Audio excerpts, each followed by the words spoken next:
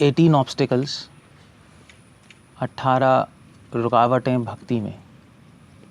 और ये भक्ति विनोद ठाकुर अपनी बुक कृष्ण संहिता में एक्सप्लेन कर रहे हैं। भक्ति विनोद ठाकुर ने बुक लिखी है कृष्ण संहिता, ये। और इसमें भक्ति विनोद ठाकुर ये 18 ऑब्स्टिकल्स लिख रहे हैं on the path of devotion. और ये जो 18 जो रुकावटें हैं, यही वृंदावन में 18 असुरों के रूप में आई थी।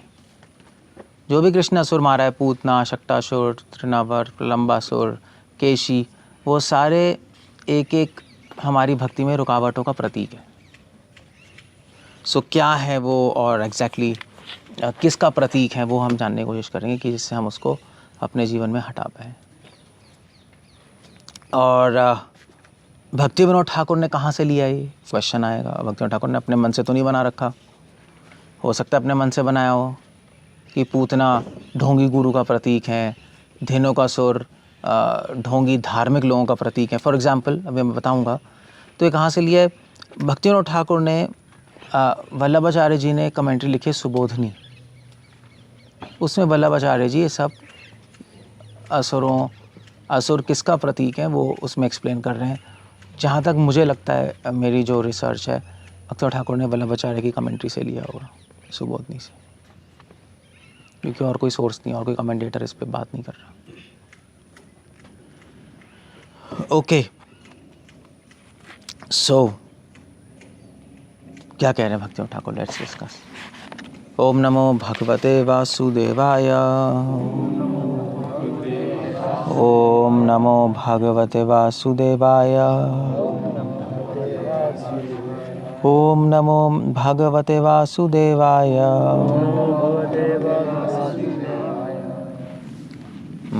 कृष्ण संहिता चैप्टर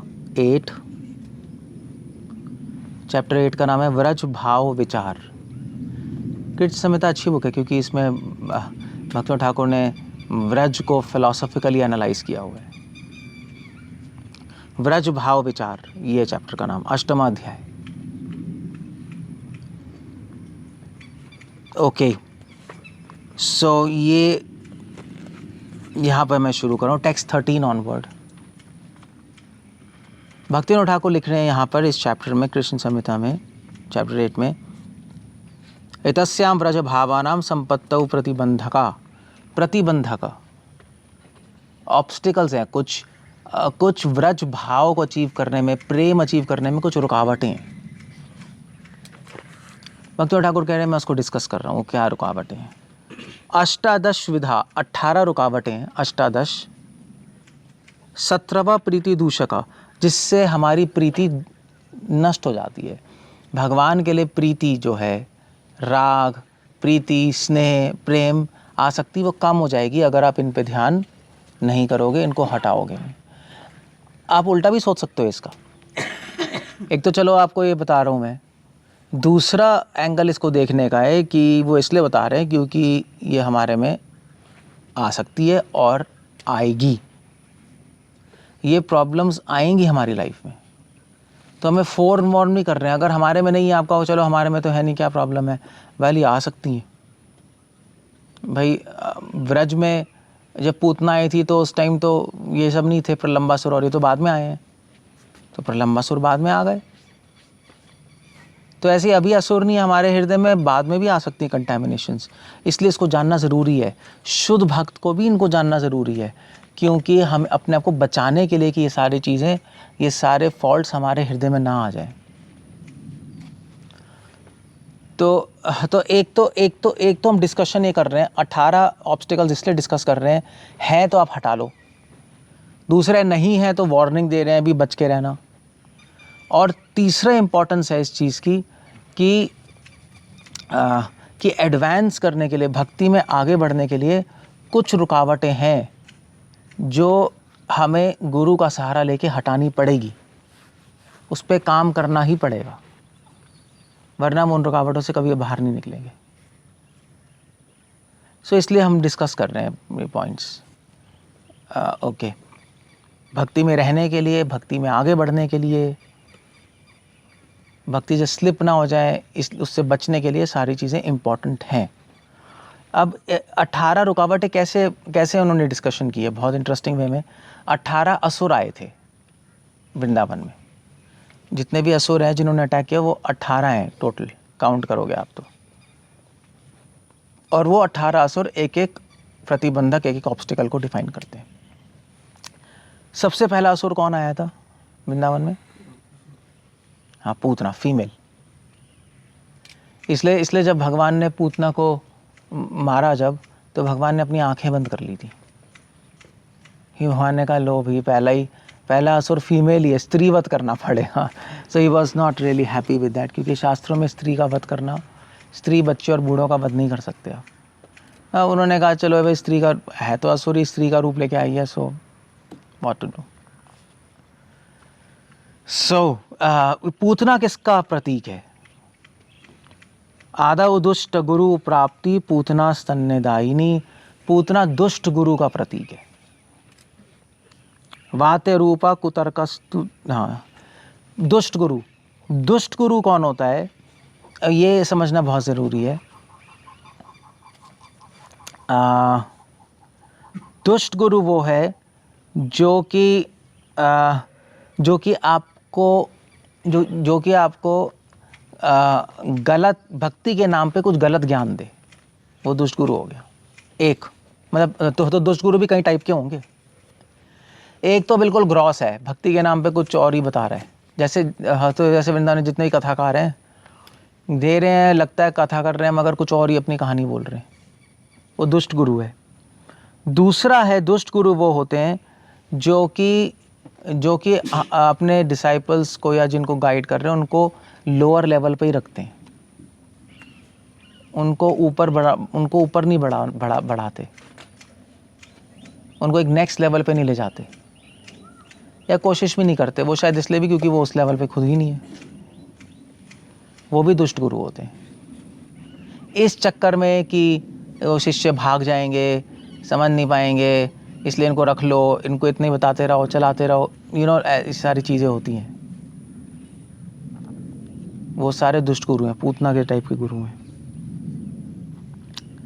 और तीसरा है दुष्ट गुरु, जो गुरु, ये बहुत इम्पोर्टेंट, जो गुरु बिना अधिकार के शिक्षा देता है। शिष्यों का अधिकार नहीं है और शिक्षा दे रहे, जैसे वृंदावन में सहजिया लोग हैं, राग भक्ति का शिक्षा दे रहे हैं, मंजरी स्वरूप और ये सब, अधिकार है नहीं उन लोगों का। अपने उसके अधिकार से ऊपर शिक्षा देना, वो भी दुष्ट गुरु है। तो 3 टाइप के दुष्ट गुरु होते हैं।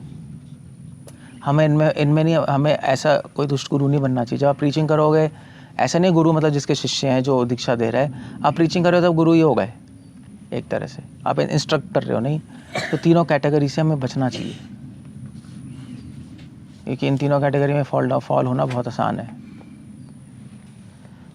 ओके, सो क्या कैटेगरीज है? 3। तो पहली कैटेगरी क्या है कि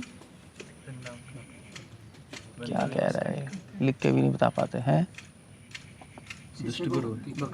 पहला क्या?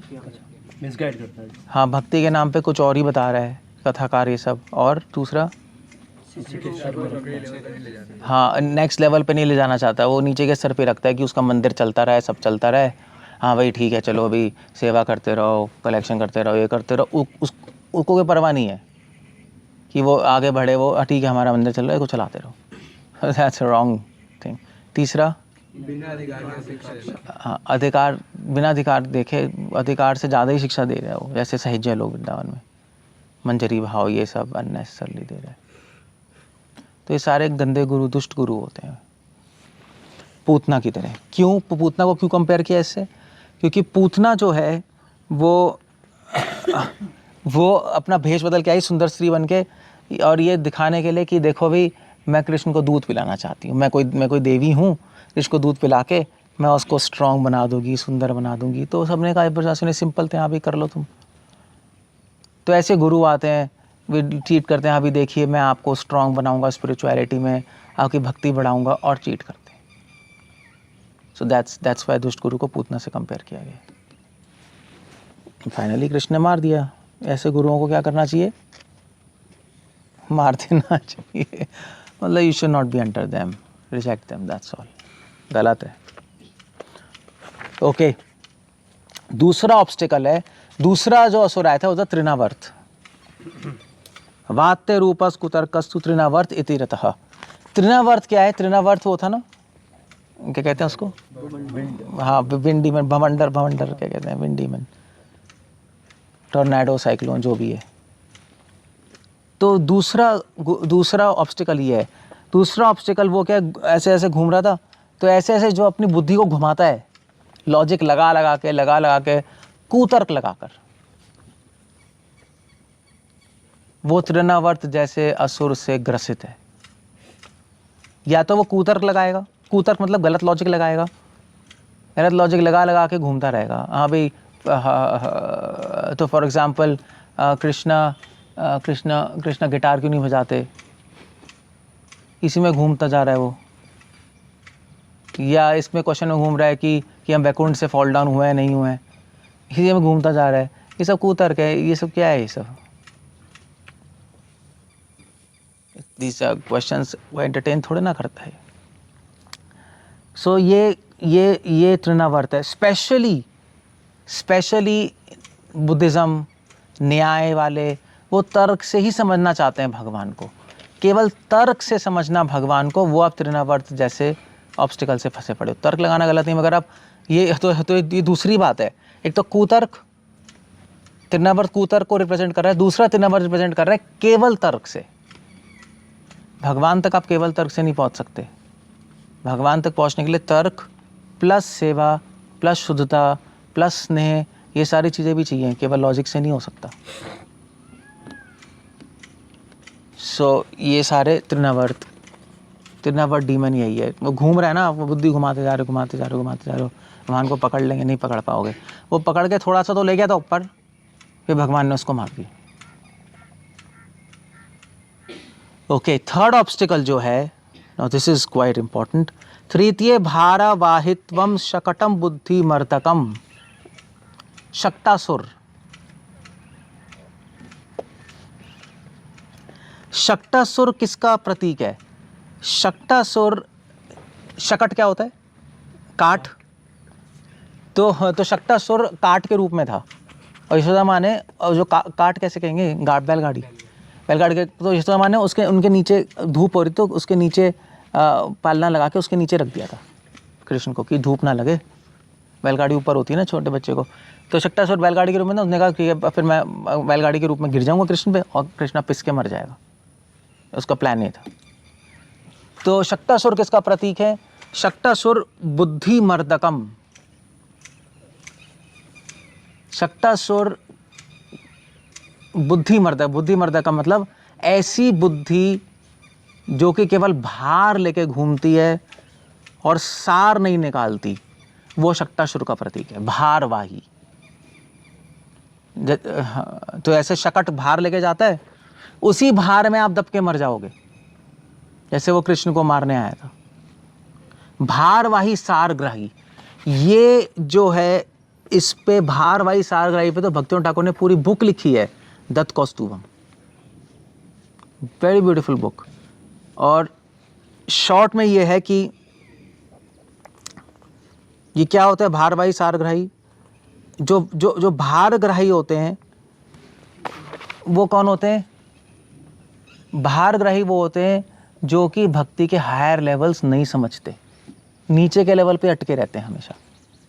उनको बताओ भी तो वो आर्ग्यू करते हैं, रिटेलिएट करते हैं, हमने तो ऐसा पढ़ा है, ऐसा है, ऐसा है, ऐसा है, ऐसा है। वो उसकी बुद्धि हायर लेवल पे जा ही नहीं सकती, क्योंकि चक्कर ये है कि बुक्स से आप हायर लेवल्स नहीं निकाल सकते। वो तो जिसको एक्सपीरियंस है वही बता सकता है।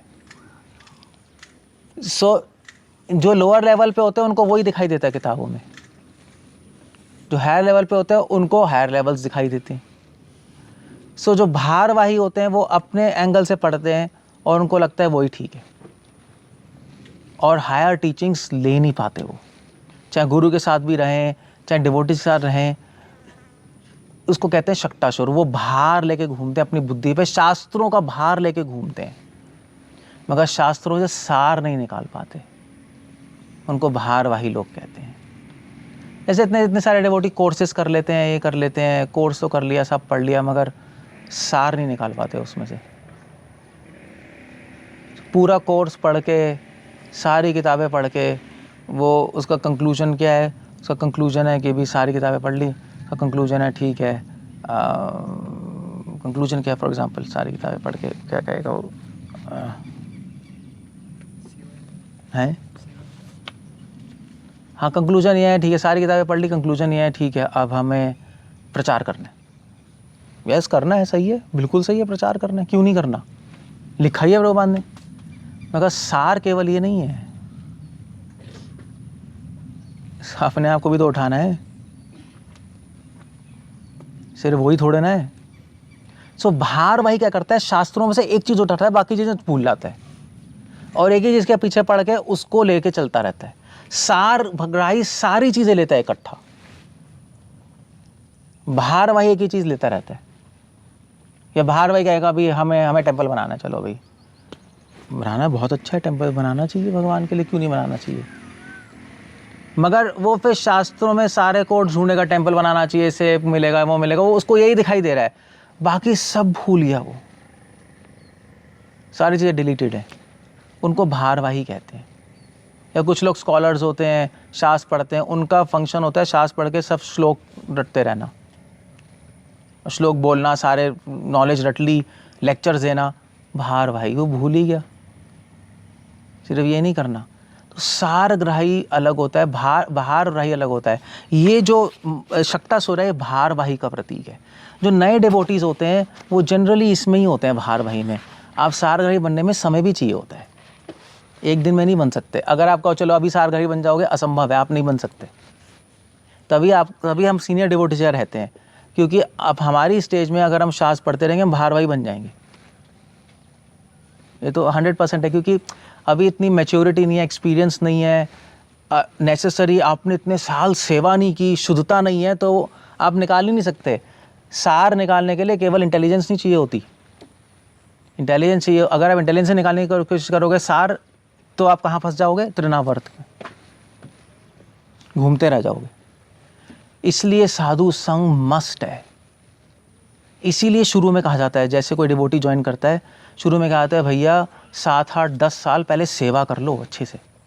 ये बुलाता है नहीं, अपना हार्ट प्योर कर लो, पढ़ते रहो, मगर ये मत समझो कि आपको समझ आ गया सब्जेक्ट मैटर, वो नहीं हो सकता।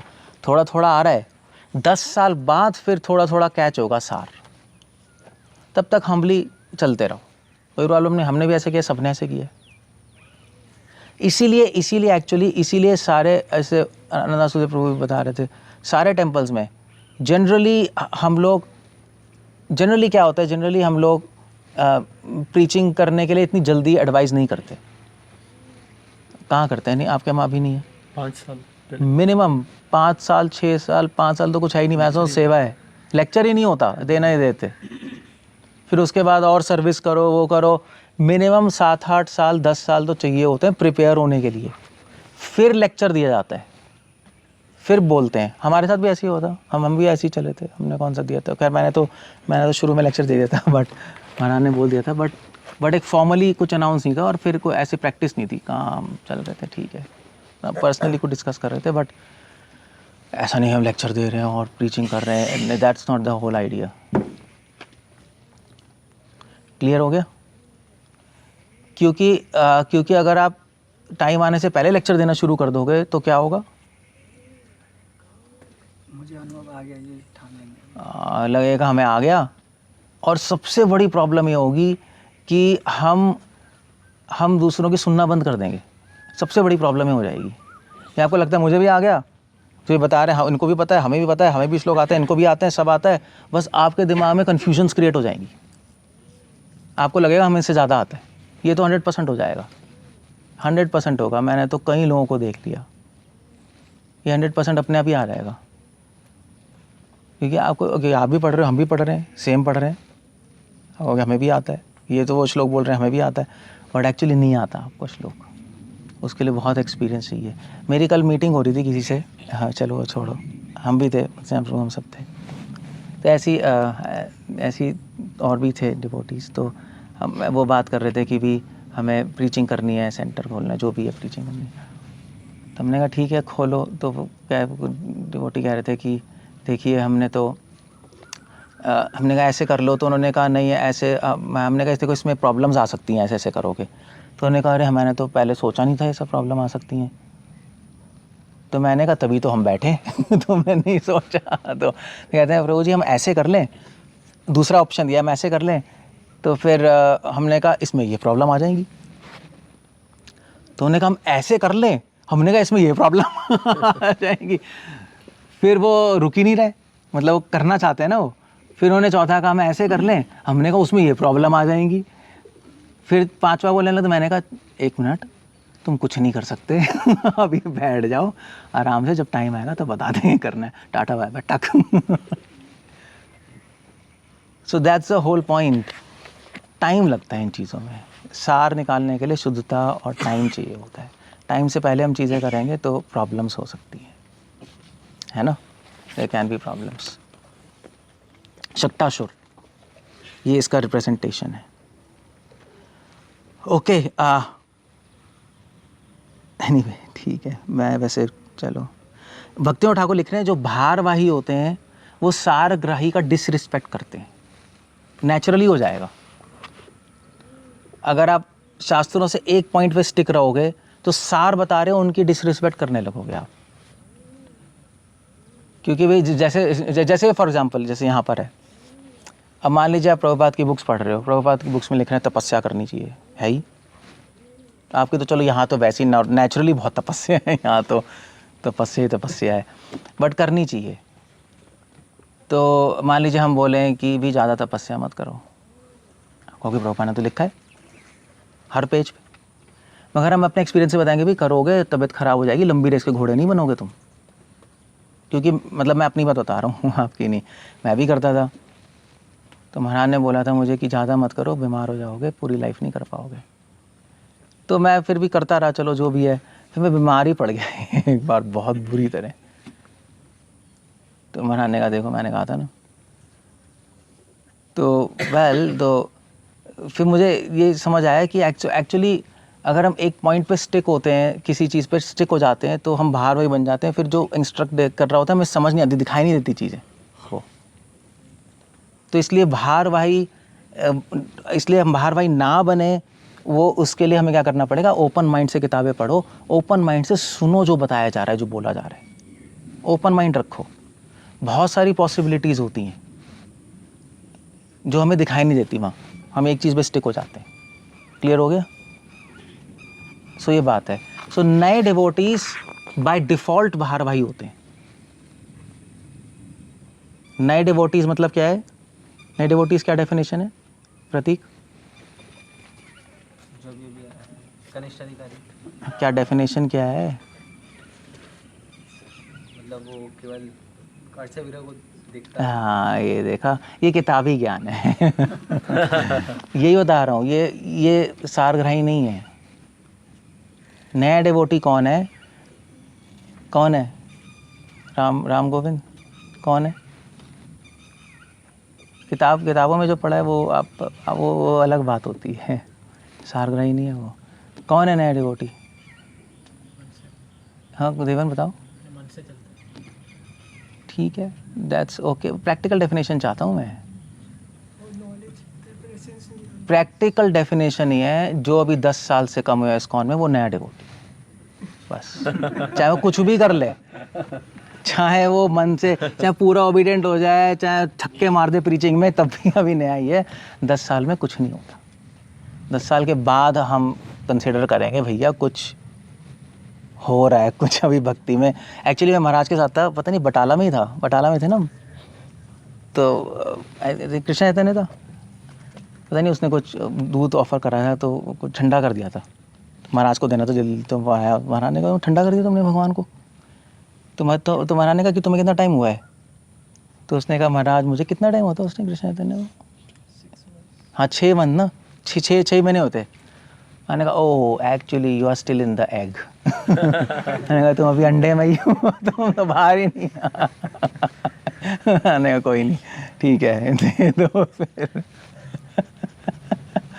तो फिर महाराज मुझसे बात कर रहे थे, तो महाराज कहते यार मैं कहते हैं 6-7 साल तो भक्ति में पैदा होने में ही लग जाते हैं, उसके बाद फिर 10 साल बाद गाड़ी शुरू होती है। तो प्रैक्टिकली तो देखो हमारे माइंड में होता है 10 साल से पहले तो कनिष्ठ ही है, चाहे कुछ भी कर ले वो, चाहे वो उत्तम भागवती बन जाए फिर भी कनिष्ठ है 10 साल से पहले बाय डिफ़ॉल्ट भगवत भावम आत्मना, उसको सब जगह भगवत भाव दिखाई दे रहा है, उसको सब जगह भगवान दिखाई, सब कुछ अनुभव आ रहे हैं, फिर भी सबके माइंड में कनिष्ठ ही है वो। मेरे माइंड में, महाराज के माइंड में, सबके माइंड, जो अच्छे डिवोटी सबके माइंड में 10 कैसे हो सकता है 10? या तो पिछले जन्म से आ रहा, आप एक्स्ट्रा ऑर्डिनरी हो, वो तो देखते ही पता लग जाता है। मोस्ट तो नहीं है, हम सब ऐसे ही, ऐसे नहीं होता। इसलिए हम सब ने रगड़ा है अपने आप को, प्रभु हम, आप तो फिर भी बहुत अच्छी तरह रह रहे हो, हम हमारे टाइम तो, हम स्पेशली हमारे टाइम तो बहुत ही अजीब सा था, तो ऐसे रगड़ दिया पूरे टाइम। बस 1 साल तो बाथरूम क्लीन करते रहो, 3-4 साल बुक डिस्ट्रीब्यूशन में पढ़े रहो, 2-3 साल फूड फॉर लाइफ में पढ़े रहो। रूम भी नहीं था मेरे पास, तो मैं तो गौशाला में रहता था, रूम ही नहीं दिया किसी ने। फॉरेनर्स थे हमारे टाइम, आपको पता है सारे धीर प्रशांत और ये सब जो थे, सब थे वो रूम लेके बैठे हुए थे। बाकी जो दूसरे थे वहाँ पे सारे ऐसे ही थे, बस उनके रहना नहीं चाह रहा था मैं, तो मैं गौशाला में रहता था। ऐसी सिचुएशन थी, बट ठीक है, दैट्स ओके। तो उससे हमें फ़ायदा हुआ, मैं बता रहा हूँ फ़ायदा हुआ हमें, हम प्योर बन गए, थोड़ा बहुत जो भी बने। महाराज ने कहा फ़ायदा है कि तुम अच्छा है, डिफ़िकल्टीज़ में रहो, तुम अच्छी शुद्ध बनोगे, सर्विस करो, कोई प्रॉब्लम नहीं है अभी। सो ये तो अब महाराज की बात मान ली तो हम आगे बढ़ गए। महाराज की बात नहीं मानते, हमारे एक गॉड ब्रदर थे, आप जानते होंगे, अच्छा आप बड़ौदा में थे ना, वो जो चला गया मायावादी बन गया था, क्या था, निताय, क्या नाम था पता है ना? एक क्या नाम था उसका, I don't know, you don't? हाँ, ब्रह्मचारी था। He was very nice, Baroda में था, and he was very humble and very nice devotee, मतलब महाराज लाइक करते थे। तो उसको पता नहीं उसको क्या हो गया, उसने ज़्यादा बुक्स पढ़ ली और फिर वो महाराज पे डाउट करने लगा कि महाराज ऐसा क्यों बोल रहे हैं, ये बोल रहे हैं। भैया बहुत डेंजरस पोजीशन में चला गया वो। तो आई थिंक निताय गौड़, पता नहीं क्या नाम था, मैं भूल गया। तो पता नहीं क्या कर रहा था वो, तो वे धीरे धीरे वो मंदिर छोड़ के मायावादी बन गया, मायावादी आश्रम में चला गया वो, रियली में मायावादी बन गया। तो हमारा कैंप वहाँ पे होता ना, पर नर्मदा के पास जो हुआ था, आप भी तो थे उस टाइम पता लगा था कि वो नर्मदा के पास ही आश्रम में रह रहे हैं मायावादी के। हाँ, भरूच में हुआ था जब, हाँ, तो ये था। तो भारवाही, इसको कहते हैं भारवाही, शास्त्रों का भार लेके घूम रहा था, तो सार लेके घूम रहे हैं, उनकी शरण में नहीं गया और उसी में दबके मर गया। सो ध्यान रखना, शक्टासुर, ऐसे बहुत लोग हैं जो कोर्सेज करते हैं वृंदावन में, टू और अरे हम कोर्स करके आ गए, हमारे 99 मार्क्स आए, ये आए, वो आए, और ऐसे थोड़े ना होता है। ऐसे होता तो सब कोर्स नहीं कर लेते ऐसे कोई शुद्ध भक्त बना आता है? It's not like that. Course करना ख़राब नहीं है, but it doesn't happen like that. सिर्फ शुद्ध भक्त बनते हैं सेवा करने से, स्पेशली मीनियल सर्विस करने से। वो तो है ही, वो तो डेफिनेट है, वो तो मतलब महाराज का रूल था जब मैंने ज्वाइन किया था कि भैया 1 साल तो बाथरूम क्लीन करना ही है, रूल था ये। चाहे मैं आ जाऊँ, चाहे कोई आ जाए, चाहे मतलब मैं डॉक्टर था, मैं तो सोच के गया था यार हम एजुकेटेड हैं, हमें पढ़ेंगे बनाने का बाथरूम मैंने कर ले। और वहाँ पे पता है कितने बाथरूम थे बड़ौदा में? मतलब कितने थे? 10 तो नहाने वाले थे, नहाने वाले अलग होते हैं, टॉयलेट अलग है। 10 नहाने वाले थे और 5 टॉयलेट थे। तो सुबह मंगल आरती के बाद टॉयलेट ही क्लीन करते रहो, चैंटिंग टैं गोल मेरी, और शाम को करो। अब टॉयलेट क्लीन करना आसान नहीं होता, थक जाते हैं बहुत, you know, like it's not easy. और तो बस थक जाओ, फिर खुद भी नहाओ, गंदे हुए आते हैं ना, सारा टाइम उसी में चला जाएगा। तो मैंने महाराज से बोला था, मैंने कहा महाराज मैं यही करता रहूँगा क्या मैंने 2 हफ्ते बाद कि महाराज आप कुछ पढ़ाएंगे नहीं क्या, कुछ मतलब किताबें, एक क्लास होती है, मैं यही करता रहूँ, मेडिटेशन नहीं? मुझे मेडिटेशन करने का शौक था। महाराज मैं मेडिटेशन कब करूँगा? महाराज हंसने लगे। आने का ठीक है, आने का टॉयलेट में वही मेडिटेशन मुझे कुछ समझ नहीं आया सीरियसली। मेरा माइंडसेट अलग था शुरू में, फ्रैंकली। मैं सोच के नहीं आया था कि भक्ति में ऐसा होगा, फ्रैंकली। हम तो किताबें पढ़ते थे, मैंने कहा ये क्या हो रहा है, बट महाराज कह रहे हैं तो होगा। फिर मुझे खुद समझ आ गया 1 साल बाद कि भैया, मैंने महाराज ने पूछा कैसा लग रहा है, मैंने कहा महाराज अब मैं पढ़ता हूँ तो मुझे बहुत जल्दी समझ आ रहा है, पहले पढ़ता था मुझे माइंड क्लॉक्ड था। मैंने कहा देखा, मैंने कहा था ना, प्योरिटी से समझ आएगा। और ठीक है चलो, सो चीज़ें थी, हुआ तो समझे। शक्टासुर क्लियर हो गया। भक्ति सरस्वती ठाकुर भी 10 साल से पहले किसी को किताब पढ़ने नहीं देते थे, है ना, ही डिडंट अलाउ।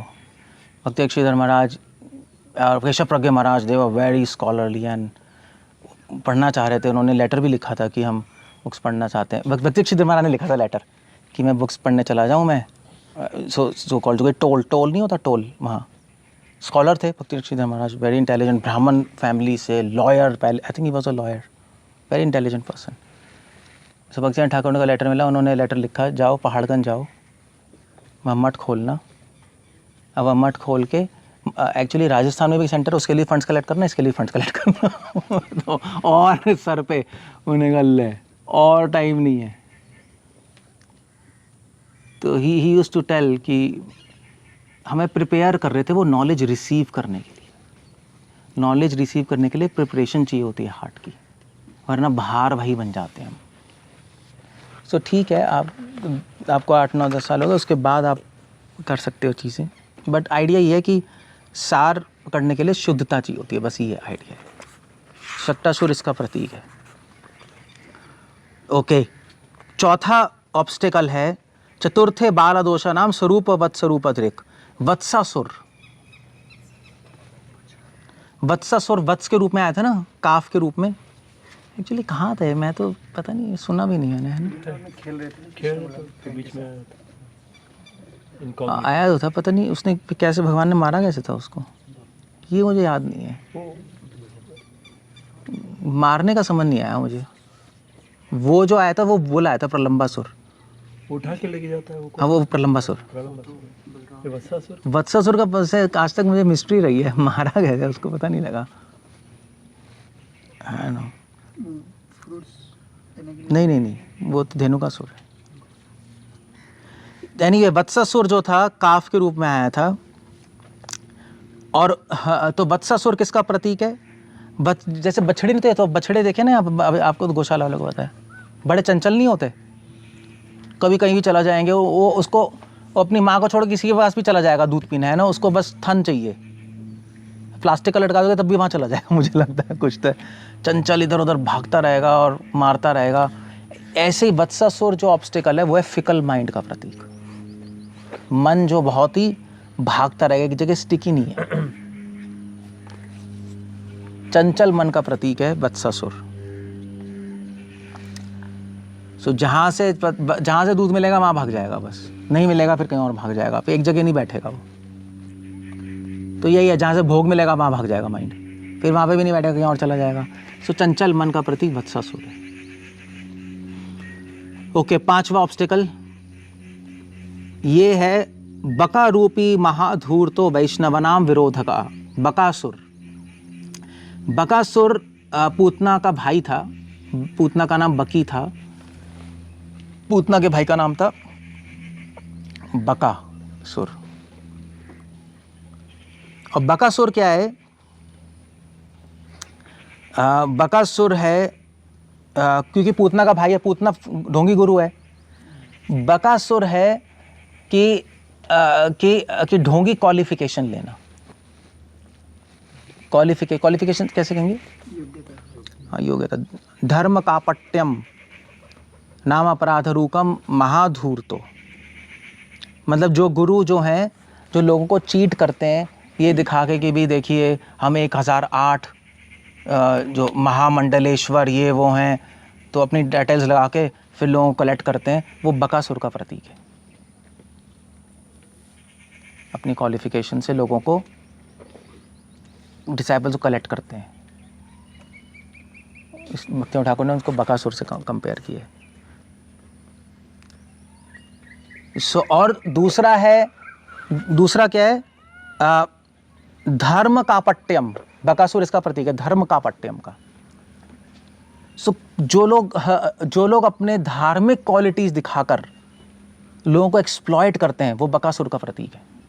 वो बकासुर उनके अंदर घुसा पड़ा है। धार्मिक गुण दिखाकर नहीं, भाई कितने सारे गुरु होते हैं, भाई इतना शांत स्वभाव से बात करेंगे, ऐसा होते हैं ना, शांत स्वभाव से बात करेंगे, अच्छे से डील करेंगे, लोग कहेंगे यार क्या अच्छी क्वालिटीज़ हैं, हम इनके साथ रहेंगे। वो दिखा के लोगों को कन्फ्यूज़ करके और अपने साथ रखते हैं, वो बकासुर का प्रतीक है। अपनी भक्ति दिखा के नहीं, अपने धर्म का पट्यम, अपनी ऐसी ऐसी क्वालिटीज़, मंडेन मॉरल क्वालिटीज़ दिखा के लोगों को कलेक्ट करते हैं और उनको अपने पीछे लगाते हैं, वो बकासुर का प्रतीक है। सारे आज से जो सारे गुरुज हैं वो ऐसे ही हैं, सब शांत बोलते हैं, आराम से बोलते हैं, अच्छी क्वालिटीज़ दिखाते हैं, मंडेन। अब ये जो बकासुर जो डीमन है हमारे यहाँ भी है, हमारे इंस्टीट्यूशन में भी। कैसे है? जो डिवोटीज़ आध्यात्मिकता से मोरालिटी निकालते हैं। अभी तो भी मैं चिंतन प्रभु के घर में था, तो एक बुक देखी मैंने, उन्होंने रामायण पे बुक लिखी है और रामायण से वो सिखा रहे हैं कैसे आपको कैरेक्टर बिल्ड करना है। ये सब बकासुर डीमन से ग्रसित हैं।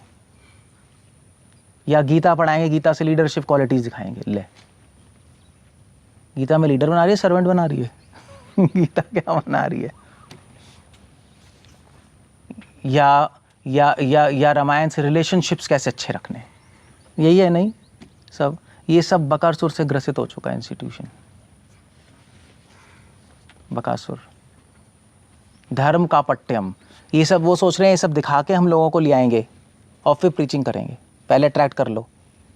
That's wrong. भक्ति ठाकुर कह रहे हैं गलत है। आप भक्ति बताओ ना, भक्ति से अट्रैक्ट करो, डायरेक्ट घुमा फिरा के क्यों करना है?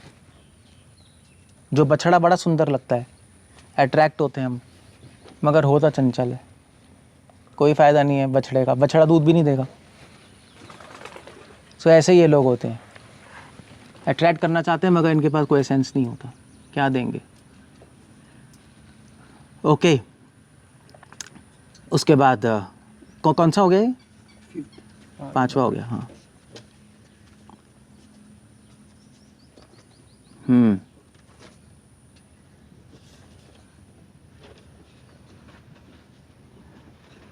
ठीक है।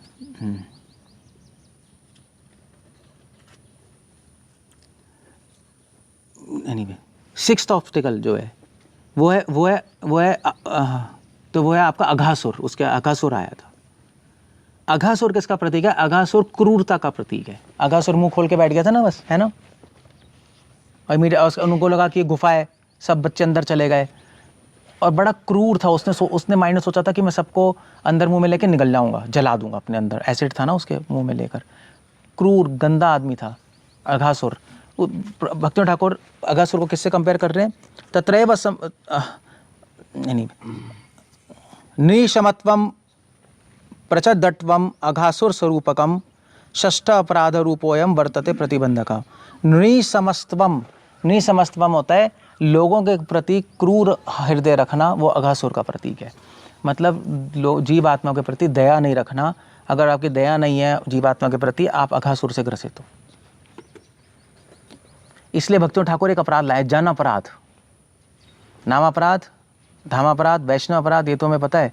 चौथा है जन अपराध, साधारण लोगों के प्रति अपराध करते रहना। उनके प्रति दया करनी चाहिए, क्रूरता थोड़ी ना करनी चाहिए। हम लोग कहते हैं वो गंदे हैं, ठीक है, गंदे हैं, नॉनसेंस है, बट नॉनसेंस कह के हमें दया आती है। हमें ये नहीं कि नॉनसेंस है और गंदे उनको मार दो, ये कर दो, ऐसे थोड़ी ना दया आती है उनके प्रति, वो ठीक है।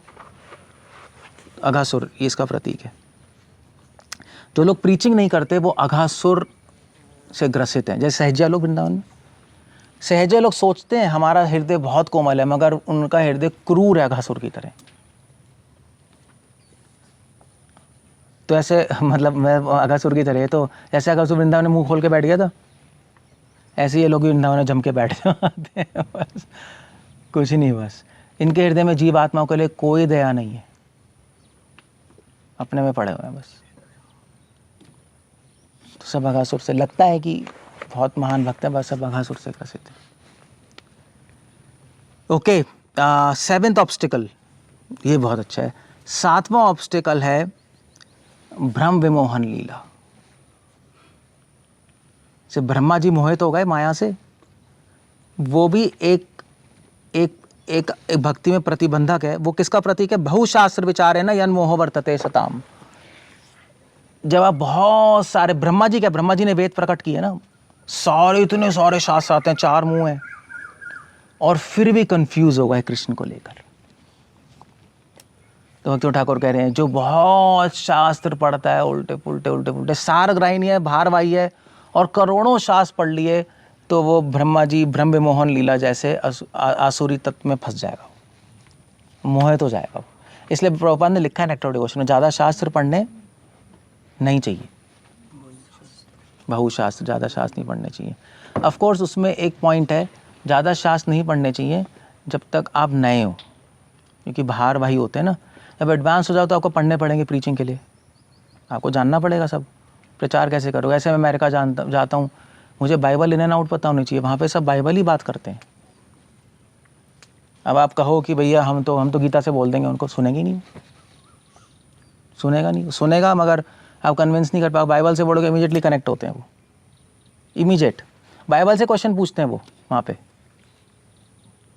वो बस ये बाइबल से पूछेंगे हाँ, तो एलिजा ने ऐसे किया था, ईसाया ने ऐसे किया था। हमारे इस्कॉन डिवोटीज ने पढ़े नहीं होते बाइबल, तो वो क्वेश्चंस टीटीपीपी कर देते हैं। बट पढ़ा हो तो बहुत अच्छा है, आपको, आप अच्छी तरह आंसर कर पाओगे उनको। सो आप ज़्यादा शास्त्र पढ़ सकते हो। जैसे शिला प्रभुपाद ये भी लिख रहे हैं कि ज़्यादा डिसाइपल्स नहीं बनाने चाहिए। देखा है नेक्टर डिवोशन में, अगर प्रभुपाद ने अपने डिसाइपल्स को बोला दबा के डिसाइपल्स बनाओ, तो बोलने में लगता, किताब में अलग है। सो बाहर भाई देखेगा ज़्यादा नहीं बनाना चाहिए, देखो नहीं, शिला प्रभुपाद ने बाद में बोला, आई थिंक प्रभुपाद ने जयप्रदा महाराज को बोला था कि तुम अपनी लाइफ में 10,000 डिसाइपल बनाना, बोला था, इंस्ट्रक्शन थी। और एक्चुअली जयप्रदा महाराज की 50th बर्थडे पे ये सेरेमनी भी हुई थी, 10,000 डिसाइपल बन गए थे, कुछ हुआ था, फंक्शन हुआ था उसके ऊपर, 10,000 डिसाइपल बन गए, प्रभुपाद का ऑर्डर पूरा हो गया, कुछ हुआ था। सो क्योंकि प्रभुपाद ने कहा कि वो डिसाइपल्स रूपा गोस्वामी ने इसलिए मना किया ज़्यादा डिसाइपल्स बनाने को, एक तो आप हैंडल नहीं कर पाओगे अच्छी तरह, दूसरी बात बेसिकली ये अपने स्वार्थ के लिए नहीं बनाना चाहिए ज़्यादा डिसाइपल। प्रभुपाद ने इस तरह एक्सप्लेन किया उनको। तो ज़्यादा शास्त्र नहीं पढ़ना चाहिए, हाँ ठीक है, जब नए हो मत पढ़ो ज़्यादा शास्त्र, पहले प्रभुपाद की बुक्स ही पढ़ लो यार, वही काफ़ी है। जब एडवांस्ड हो जाओ तो आप ज़्यादा शास्त्र पढ़ने ही पड़ेंगे, आपको कुछ कर नहीं सकते आप। और उससे एक ब्रॉड माइंड भी होता है, ऐसी बात नहीं है, ब्रॉड माइंड होता है। ओके, ये हो गया, कौन सा हो गया? ब्रह्म विमोह 7वां हो गया। तो अननेसेसरी बिबिल्डर आदमी हो जाता है ज़्यादा शास्त्र पढ़ के, इधर उधर कैपेसिटी नहीं है तो मत पढ़ो, आप पागल हो जाओगे ज़्यादा पढ़ के, दिमाग ही ख़राब हो जाएगा, ज़रूरी नहीं है। प्रभुपाद बुक्स आप पढ़ोगे अच्छे से, भगवान के पास तो वैसे भी जा सकते हो, कोई प्रॉब्लम नहीं है, सब कुछ है। गीता ही अब कंप्लीट है अपने में, फॉलो करने वाली बात है। पढ़ सकते हो तो पढ़ लो, दैट्स ओके, मगर आफ्टर 10 साल बाद, उसके बाद बात करना। ओके, अब कौन सा है? 8वां है धेनुकासुर। धेनुका स्थूल बुद्धि स्यात् गर्भस् ताल रोदका, अष्टम लक्ष्यते दोषा संप्रदाय सताम महान। धेनुकासुर किसका प्रतीक है? गधा हमेशा अपने पीठ पे भार लेके चलता है ना, गधा वही है, उसको पता ही नहीं, उसके पीठ पे चंदन डाल दो, हीरे डाल दो, कोयला डाल दो, एक ही बात है, गधा है, मूर्ख है, उसको कोई वैल्यू नहीं पता, शास्त्र रख दो तो भी गधा है। तो गधा, धेनुकासुर किसका प्रतीक है? धेनुकासुर प्रतीक है जो कि शरीर के स्तर पे रहते हैं, सारे शास्त्र पढ़ते हैं, सब कुछ पढ़ते हैं आध्यात्मिक, मगर काम करते हैं शरीर के स्तर पे, वो धेनुकासुर है। पूरा उसने VIHE, TIHE, MIHE सब पढ़ लिया, और फिर उसको देखोगे भैया बैठ के गोविंदा में बैठ के समोसे कैंपा कोला खा पी रहे, तो क्या है? गधा है वो, क्या पढ़ा है उसने? नॉलेज ले रहा है अध्यात्म में, जीवन जी रहा है शरीर के स्तर पे। गधा गधा ऐसे ही होता है बस। सो बस शास्त्रों का भार लेके घूम रहा है, मगर सिर्फ भार लेके नहीं घूम रहा, जीवन जी रहा है बॉडीली प्लेटफॉर्म, सेंस ग्रेटिफिकेशन में। शास्त्रों का सार ये भोग छोड़ो, इतना कुछ पढ़ के भी वो नहीं पकड़ पाया ये एक बात, और जीवन वैसे जी रहा गधों की तरह। क्लियर हो गया? अब जैसे गधा नहीं होता, आप सड़क पे जाओ, बैठे रहता है, घौन मारो, टैं टैं टैं, हटता नहीं, पता है? देखा है कभी गधा? गधा देखा है? नहीं हटेगा वो, नहीं हटता। कभी एक्सपीरियंस हुआ है कभी? कभी नहीं, आपको शायद वो गांव में होगा, गांव में होगा। वो मारते रहो बैठा रहेगा वो। फिर या तो उठ के जाके उसको भगाना पड़ता है, या धीरे धीरे गाड़ी ले जाओ, उसको धीरे से मारो, टैं, तब जाके उठता है, वरना नहीं उठेगा वो। मतलब भैंस भी बेटर होती है गधे से। भैंस बैठी हो, अब हॉर्न मारो 4-5, उठ के चली जाएगी वो। गधा रैली में, तभी उसका नाम गधा है। उसको पता नहीं लगता कुछ। ऐसा ही है, 1000 इंस्ट्रक्शन दे दो, 1000 किताबें पढ़ दो, फिर भी वही भोग शरीर के स्तर पे। गधा है वो, सेम भोग में पड़ा है, वही 1000 चीज़ें, 1000 फिलॉसफी सुन ली, फिर ये प्रसाद में क्या है, आज ये खाएंगे वो खाएंगे, उसी में पड़ा हुआ है।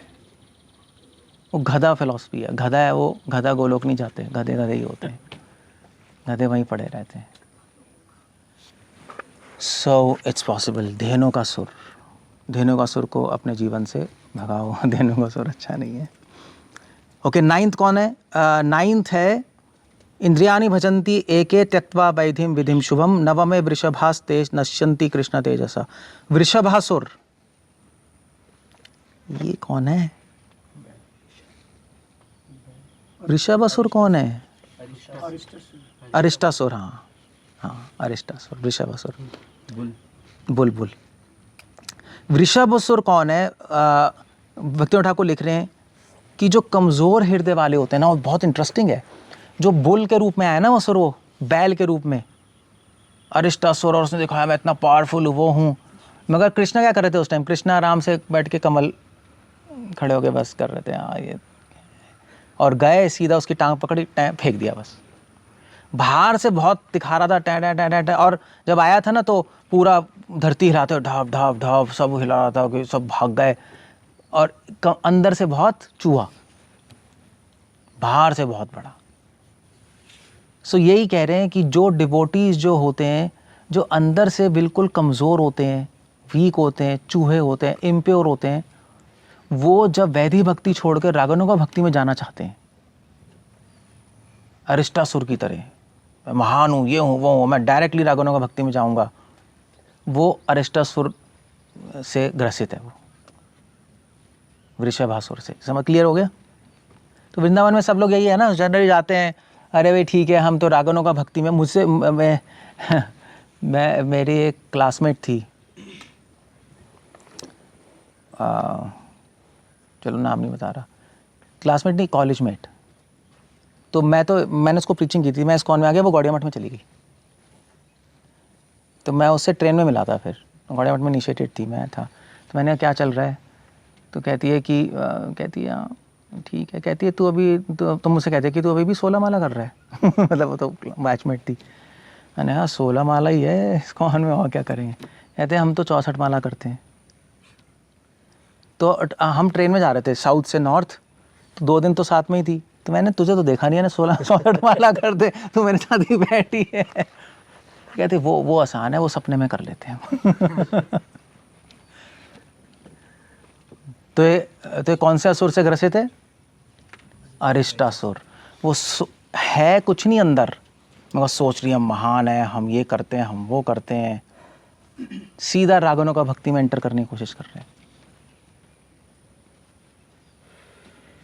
तो कृष्ण ने मार दिया उसको, दैट्स ऑल। सो अपने अधिकार से ऊपर की प्रैक्टिस करना, आप अरिष्टासुर से ग्रसित हो। बस अरिष्टासुर इसी डीमन का प्रतीक है, अपने अधिकार से ऊपर जाके प्रैक्टिस करना, मतलब अरिष्टासुर डीमन आप में घुसा पड़ा है। आप हो चूहे, आप सोच रहे हो मैं बैल हूँ, तो अरिष्टासुर ही हो, और क्या हो, चूहे की तरह पहले रहो ना, बैल बाद में बनोगे। जैसे भक्तिनाथ ठाकुर वो नहीं बताते स्टोरी कि कुछ कौन थे, चूहे ही थे हाँ, या मेंढक थे, नहीं चूहे ही थे। तो रोज़ हाथी आते थे बड़े और चूहों को पीस के चले आते थे।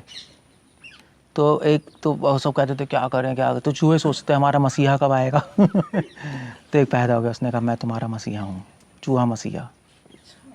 तो उसने कहा क्या, तो उसने कहा मैं अब सबक सिखाऊंगा हाथियों को, हाथी आएगा मैं उसको टंगड़ी अड़ा के गिरा दूंगा सबको, मेरे पापा रहे। तो उन्होंने कहा भैया ठीक है देखते हैं।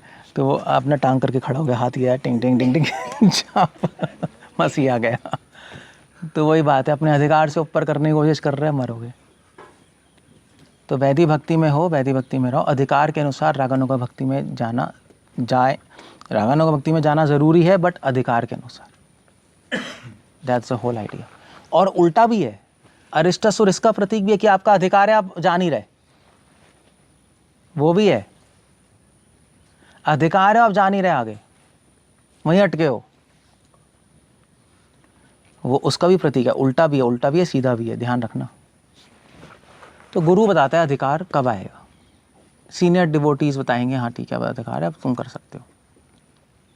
इसमें डिस्कशन चाहिए अधिकार में बहुत ज़्यादा, और केयरफुल गाइडेंस चाहिए, वरना खुद से तो लगेगा ही कि भी मैं हो गया हूँ, वो बड़ी प्रॉब्लम है। तभी साधु संग चाहिए होता है। ओके, 10th ऑब्स्टिकल है कालिया। खलता दशमे लक्ष्य कालिया सर्परूपके। कालिया किसका प्रतीक है? कालिया खल का प्रतीक है, खल था ना। सो डिवोटीज में जो क्रोध और द्वेष होता है वो कालिया का प्रतीक है। विष है दूसरों के प्रति, वैष्णव के प्रति, लोगों के प्रति विष है उसके हृदय में, तो उसके वो कालिया से ग्रसित है। ओके, 11th है फॉरेस्ट फायर। कालिया, कालिया के बाद जंगल में आग लग गई थी ना, जब वो कालिया को मार के सारे ब्रजवासी, रात हो गई थी तो वो जंगल के पास ही रह गए, वहाँ पे आग लग गई। तो ये जो तुजा का फायर डीमन था, ये बकासुर का ही फ्रेंड था, ये मारने आ गया। ये किसका प्रतीक है? ये किसका प्रतीक, कौन बताएगा? आग लग गई, ऐसे सोच के बताओ। इच्छा है, नहीं, ये नहीं, मतलब यहाँ पे नहीं है, हो सकता है, बट एनीवे मतलब जस्ट ऐसे रैंडम पूछ रहा हूँ मैं, तुक्का मारने के लिए। द्वेष का द्वेष तो कालिया हो गया है। ये किसका प्रतीक है? ये है संप्रदाय विरोधो अयम दावानलो विचिंतयते। भक्तिनाथ ठाकुर लिख रहे हैं कि जो लोग अपनी संप्रदाय को ही सब कुछ मानते हैं, बाकी संप्रदाय को गलत मानते हैं, वो इस अग्नि, इस फायर डीमन से ग्रसित है। वो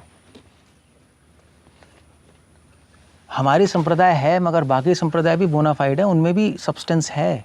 सारग्राही उनसे भी चीज़ें ले लेता है। ऐसा नहीं है कि हमारी संप्रदाय सब कुछ है, बाकी बकवास है, वो है। वो तो हिप्पियों के टाइम हो रहा था, प्रभुपाद के टाइम। हम चैतन्य प्रभु के अनुयायी है, बाकी मतवा संप्रदाय गलत है, वो गलत है, वो पहुंच गए आर्ग्यू करने के लिए। डिफरेंसेस हैं, सब हैं, मगर बेसिक जो भक्ति है वो सेम ही है। प्रेम और सब संदेश एक ही है, ऊपर अलग अलग चीज़ें हैं। ठीक है, कोई प्रॉब्लम नहीं है। तो हमें बाकी संप्रदायों का विरोध नहीं करना चाहिए, उनमें से सार लेके अपनी संप्रदाय में आगे बढ़ जाओ, कोई प्रॉब्लम नहीं है। सो जो अपनी संप्रदाय को लेके फैनेटिक होता है, वो इस असुर से ग्रसित है। वो इसको बोलते हैं forest fire. Forest fire, forest fire क्या करती है? जब आग लग जाए तो सारे पेड़ जल जाते हैं, जो अच्छे पेड़ हैं, यूजफुल हैं, वो भी जड़ जाएंगे। तो ऐसे जो और में अच्छाई है वो लेंगे नहीं, हम ही, और बाकी सब खत्म हो गए, तो कोई फ़ायदा ही नहीं है उसका। सब में अच्छी चीज़ें आप ले सकते हो, कोई खराबी नहीं है। अगर आप कैपेसिटी आप ले लो और आगे बढ़ो, समझ गए ना? तो फैनेटिक बनना वो ठीक नहीं है। तो आप इसे ग्रसित हो आप असुर से। सो ऐसे तो सारग्राही तो निकाल लेगा सब जगह से। भक्तिनाथ ठाकुर ये लिख रहे हैं, संप्रदाय विरोधोयम दावानलो विचिंतयते। भक्तिनाथ ठाकुर लिख रहे हैं कि जो लोग सोचते हैं कि हमारी संप्रदाय में वैष्णव हैं, बाकी जो संप्रदाय वाले हैं वो वैष्णव नहीं है या कम है, तो वो सब एक गलत आइडिया है, गलत थिंकिंग है। हर संप्रदाय में डिवोटीज़ होते हैं, अच्छे डिवोटीज़ होते हैं, उनसे हम सीख सकते हैं। ऑफ कोर्स हम अपनी संप्रदाय के लिए फेथफुल हैं, ऐसी बात नहीं है, बट हम सीखते हैं और हम आगे बढ़ते हैं। अदरवाइज दावानल की तरह आपकी अच्छाई भी सब खत्म हो जाएगी, अच्छे अच्छे पेड़ भी सब खत्म हो जाएंगे, सब कुछ खत्म हो जाएगा, जल जाएगा सब कुछ। ओके, 12th है प्रलंबासुर। प्रलंबासुर है 12th ऑब्स्टिकल। द्वादशे चौर्यम आत्मनो ब्रह्मवादिनाम। प्रलंबासुर किसका प्रतीक है? प्रलंबासुर मायावाद का प्रतीक है। तो प्रलंबासुर कैसे आया था? प्रलंबासुर क्या बन के आया था? बैल, सॉरी क्या बन के आया था? वो छोटा बच्चा की तरह खेल रहे। काफ ना, काफ ना, काफ। हाँ तभी बच्चा, सॉरी, काफ बन के आया था, छोटा बालक बन के आया था। बालक। अच्छा, बालक बन के आया था, बालक बन के आया था। अच्छा, बाद में बन गया था वो डीमन। हाँ, बालक बन के आया था और धीरे से घुस गया उनके अंदर खेलने के लिए। ऐसी मायावाद धीरे से घुस जाता है, आपको पता नहीं लगेगा और आप उससे खेलना शुरू कर दोगे, बस खो जाओगे और आपको उठा के ले जाएगा वो। इसका क्लासिकल एग्जाम्पल है मधुसूदन सरस्वती। मधुसूदन सरस्वती नवदीप मायापुर में अद्वैताचार्य से एसोसिएशन ली, सब लीड डिवोटी बन गए। और फिर महाप्रभु ने कहा मायावाद खराब है, तो उन्होंने कहा मैं मायावाद को खंडन करके रहूँगा जीवन में। तो काशी चले गए, मायावाद पढ़ा, मायावाद में कन्वर्ट हो गए और मायावाद के टॉप मोस्ट गुरु बने और पूरे वैष्णवों के एंटी और इन्फ्लुएंस हो गए। मायावाद भाषण सुन होए सर्वनाश। मधुसूदन सरस्वती ऐसे हो गए, तो प्रलंबासुर से ग्रसित हो गए। प्रलंबासुर बहुत सखाई बन के आया था। मायावाद आपको पता भी नहीं लगेगा, मायावाद इतना कॉम्प्लेक्स है कि आपको लगेगा वैष्णव सिद्धांत है, मगर एक्चुअली नहीं होता वो। हम आई मीन टू से स्पेशली अगर शुद्ध अद्वैत पढ़ रहे हो तो आप बिल्कुल नहीं पता लगा पड़ोगे मायावाद क्या है वो क्या, अगर ध्यान से नहीं पढ़ोगे बहुत सारी चीज़ें कंफ्यूज हो जाएंगी हम। ओके, 13th फॉल्ट है इंद्र। इंद्र किसका प्रतीक है? इंद्र प्रतीक है किसका? कर्मणा फलमानि वीक्ष्य देवांध्री पर पूजयम त्रयोदशात्मक दोषो वर्जनीय प्रयत्न था। भक्ति ठाकुर कह रहे हैं इंद्र प्रतीक है, जैसे इंद्र प्रतीक है कर्म कांड का। जो डिवोटीज इस प्रोसेस को एज अ रिचुअल फॉलो करते हैं, भक्ति का लक्ष्य बिना समझे बस एक प्रोसेस फॉलो करते रहते हैं, वो इंद्र के जैसे बन चुके हैं। इंद्र ने ही कहा था ना, ये मेरी पूजा नहीं कर रहे, मेरी पूजा खराब कर दी। हाँ, मैं इनकी रीति यही चल रही थी, मेरी पूजा करनी है, इनके एंसेस्टर्स करते थे, मेरी पूजा क्यों रोक दी? बस वो रीति रिवाज से चलते हैं, वो इस दोष से ग्रसित है, इंद्र रूपी दोष से ग्रसित है। जो समझते हैं भक्ति मतलब क्या है, 16 नारा कंप्लीट कर ली, मंगल आरती कर ली, प्रसाद ले लिया, थोड़ा क्लास अटेंड, हाँ ये भक्ति है। भक्ति तो है ही है, प्रोसेस है, मगर प्रोसेस किसी लक्ष्य के साथ, किसी भावना के साथ किया जाता है, तब उसका रिजल्ट आता है। जो एक रिचुअल, मोस्ट डिवोटीज ऐसी रिचुअल करते रहते हैं बस, जो अच्छे नहीं होते, जो ऐसी ज्वाइन करते हैं इस्कॉन खाने पीने के लिए, वो लोग ऐसे करते हैं। जो अच्छे डिवोटीज नहीं करते, ऐसे ट्राई करते हैं आगे बढ़ने की, शुद्ध होने की, है ना। हम तो ये कर रहे हैं ना, मोस्टली बहुत सारे 90% डिवोटीज, 80% तो ऐसे ही ज्वाइन करे बैठे हैं, बस चल रहा है, कंप्लीट करना है, इनिशिएशन हो गई। वो सब के सब इसी से ग्रसित हैं, इंद्र से, इंद्र रूपी दोष से ग्रसित है। ओके, 14th ऑब्स्टेकल है व्योमासुर। व्योमासुर कौन है? व्योमासुर पता नहीं कौन है, मुझे नहीं पता, सुना हुआ है मैंने, बट भागवत में तो नहीं है। कौन सा असुर है? चिमगादड़।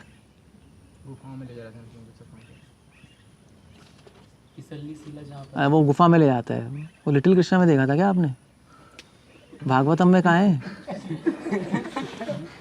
मैं भागवतम में शायद नहीं है ये ना व्योमासुर, और किसी पुराण में होगा ये, है नहीं। व्योम का मतलब क्या? स्काई। व्योम का मतलब होता है स्काई, यहाँ स्काई। तो व्योमासुर सारे कृष्ण के फ्रेंड्स को उठा के उसने आकाश के मार्ग से लेके गुफा में बंद कर दिया था कुछ। वो लिटिल कृष्णा में दिखाते हैं, मगर किसी और भागवत में तो नहीं है, मुझे नहीं लगता, किसी और पुराण में होगा। यानी तो व्योमासुर क्या है? व्योमासुर किसका प्रतीक है? झूठ बोलने का और चोरी करने का। उसने चोरी की ना झूठ बोल के, बच्चों को, भगवान के फ्रेंड्स को बोला अरे अरे लेके चलता हूँ तो मैं छुपा दूंगा, मैं मज़ा आएगा खेल खेल में, और आके गुफा में बंद करता रहा वो। सो जो आध्यात्मिक जीवन में झूठ बोलते हैं वो इस व्योमासुर से ग्रसित हैं। झूठ बोलने का मतलब क्या है यहाँ पर? आप कहोगे हम तो झूठ बोलते ही नहीं, आपने कहा झूठ बोला।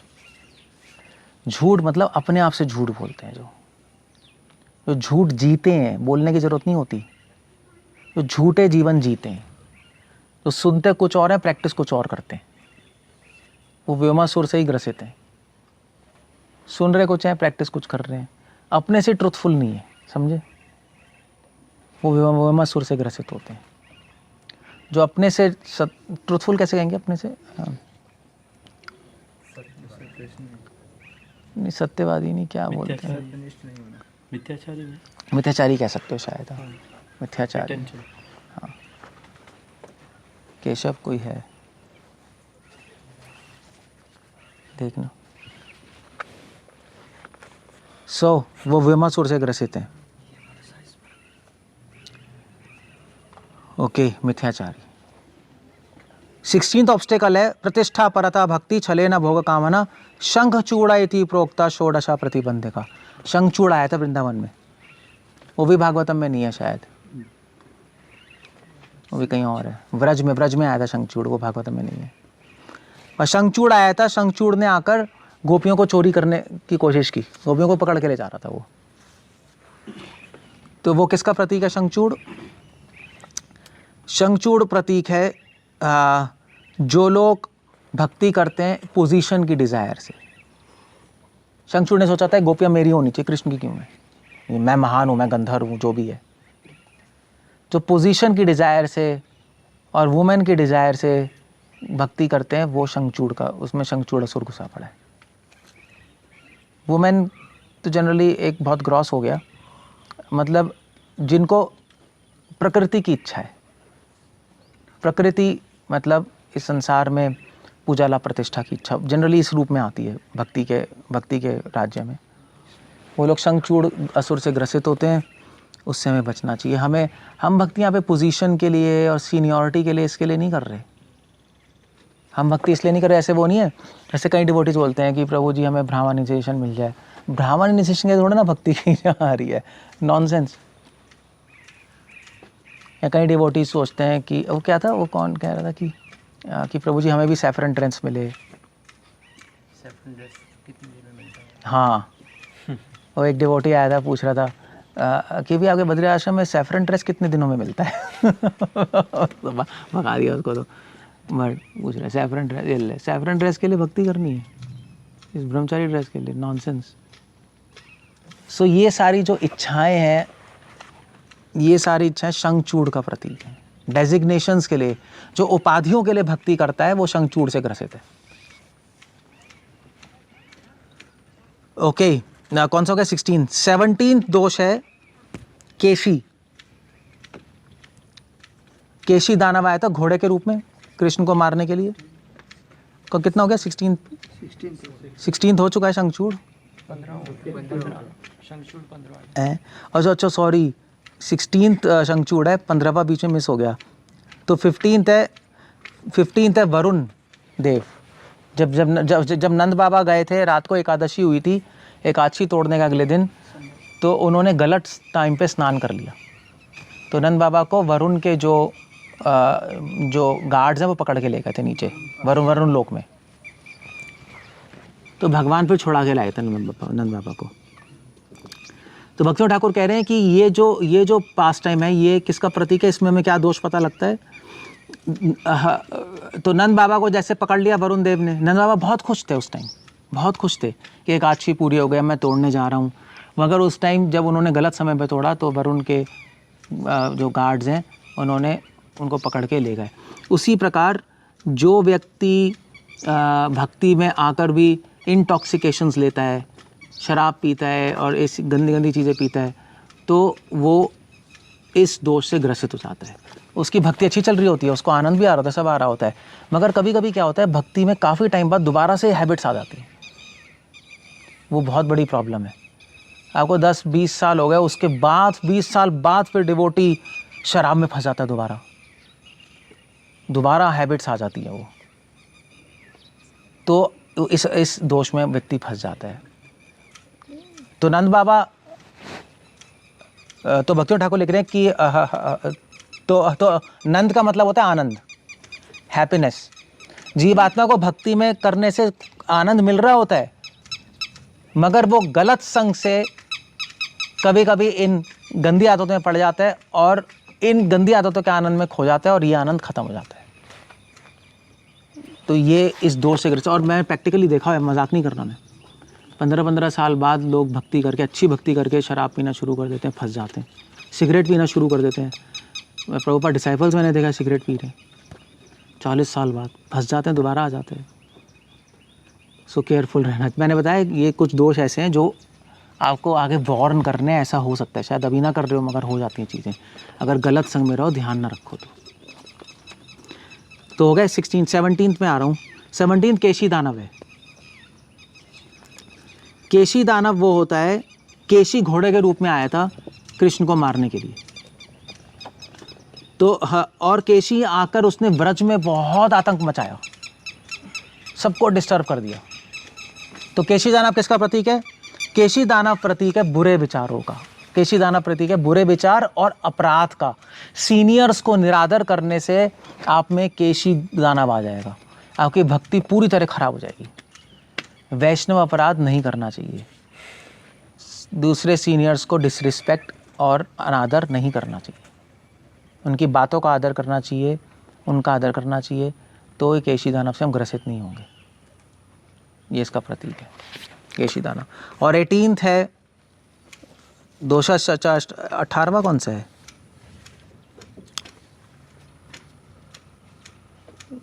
किसी 17 हो गए ना? हाँ जी।